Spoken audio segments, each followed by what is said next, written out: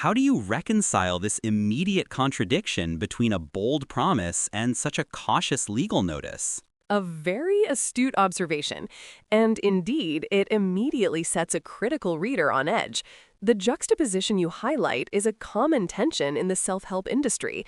The title and introductory blurb aim for aspirational marketing, designed to capture attention and suggest transformative results. Accelerated implies quick, efficient learning and rapid change. However, the legal disclaimer functions as a shield, protecting the publisher from liability for the very accuracy or efficacy of the lessons being presented. It points to a fundamental assumption often made in such publications, that the reader bears the ultimate responsibility for verifying and applying the information, despite the authoritative tone the content often attempts to project. This creates a gap between expectation and accountability. It then lists quite standard advice: exercise, a low-fat/high-fiber diet, cutting awful habits like smoking and excessive drinking.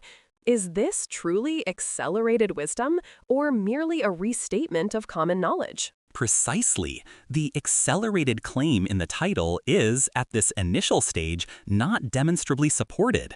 What we encounter in the foreword is largely foundational, almost universal health advice that has been propagated for decades.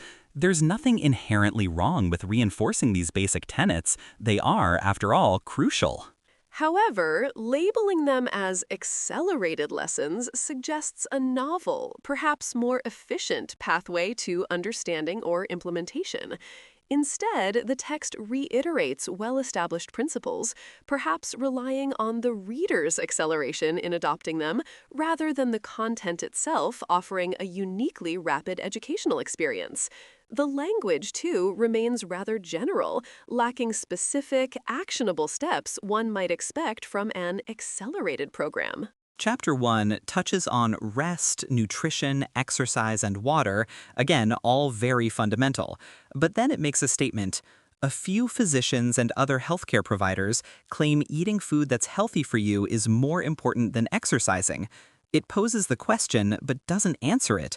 Isn't that an odd omission for a text claiming to offer lessons? It's an interesting rhetorical move, isn't it? On one hand, posing such a question can stimulate critical thought in the reader. On the other, in a guide that purports to teach and guide, withholding a definitive stance, especially on such a foundational debate, can be perceived as evasive. It might be an attempt to acknowledge complexity, suggesting that health isn't always black and white, or perhaps to sidestep the necessity of providing evidence for one position over another.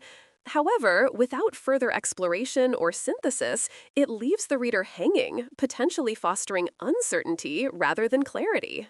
This seems to introduce a specific lesson might address such a point directly, perhaps offering a nuanced perspective rather than merely a rhetorical query.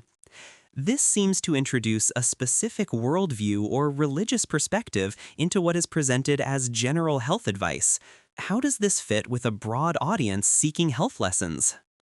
This is a significant point, as it reveals an underlying philosophical or theological framework that may not resonate with all readers. While a holistic view of health often encompasses mental and emotional well-being, explicitly linking it to prayer and the higher power introduces a spiritual dimension specific to certain belief systems. For some, this integration would be a strength, providing meaning and motivation. For others, it might be a barrier, making the advice seem less universally applicable or even prescriptive of a particular faith.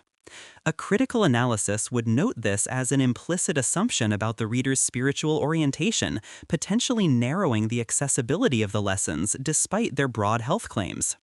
The text doesn't present this as an option, but rather as a component of spiritual nutrients, implying it's a necessary element for all. The chapter also dedicates a considerable amount of text to communication skills, active listening, paraphrasing, avoiding judgment, even offering a short dialogue example. This is where the text broadens its scope considerably, moving beyond purely physiological health into the realm of social and emotional intelligence. While good communication and healthy relationships are undoubtedly contributors to overall well-being and can indirectly influence physical health by reducing stress and fostering supportive environments, their inclusion here suggests a much wider definition of health than initially implied. The link is often made through the concept of stress. Poor communication can lead to stress, which in turn impacts physical health. However, the depth of discussion on these topics, including detailed examples, might feel disproportionate for a guide focused on accelerated health lessons in a more traditional sense. It's a strength in terms of promoting holistic wellness, but it dilutes the focus on physical health practices and might not be what a reader seeking accelerated health specifically for their body might expect.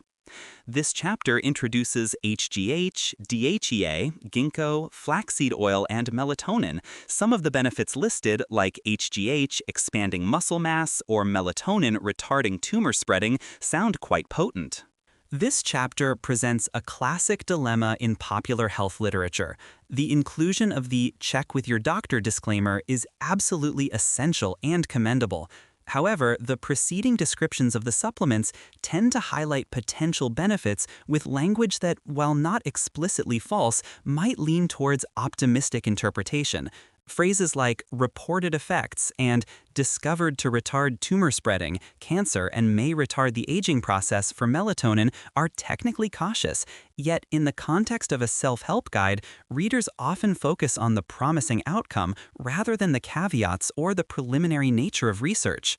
The text assumes the reader will apply the "check with your doctor" advice robustly, rather than viewing these descriptions as a tacit endorsement. A critical reader would question the omission of more nuanced discussions about side effects, appropriate dosages, or the variability of individual responses, which are paramount when dealing with potent compounds that influence complex biological systems. The balance is precarious, offering information versus inadvertently promoting uncritical adoption. Finally, the wrapping up section presents a somewhat contradictory message, stating, "Instincts were presented to you at birth." This seems to undermine the very concept of structured lessons or plans that the book itself is presenting. What are we to make of this final advice? This concluding section introduces a fascinating and somewhat perplexing shift in philosophy. After pages of structured advice, covering everything from diet and exercise to communication and supplements, the text pivots to championing innate instincts and wisdom over external plans. This can be interpreted in a few ways. It might be an attempt to empower the reader, suggesting that true health comes from an internal alignment rather than rigid adherence to rules. However, it also creates a substantial rhetorical inconsistency. If no diet plan will work, then what is the implicit purpose of offering various health lessons that often resemble components of such plans? The danger here is that while instincts and wisdom are valuable, relying solely on them without a foundation of informed knowledge can be precarious in the realm of health. It risks promoting an uncritical trust in internal signals that may not always align with scientific understanding or personalized medical needs. It's a compelling example of how a text can ultimately undermine its own authority through a final, rather sweeping philosophical declaration.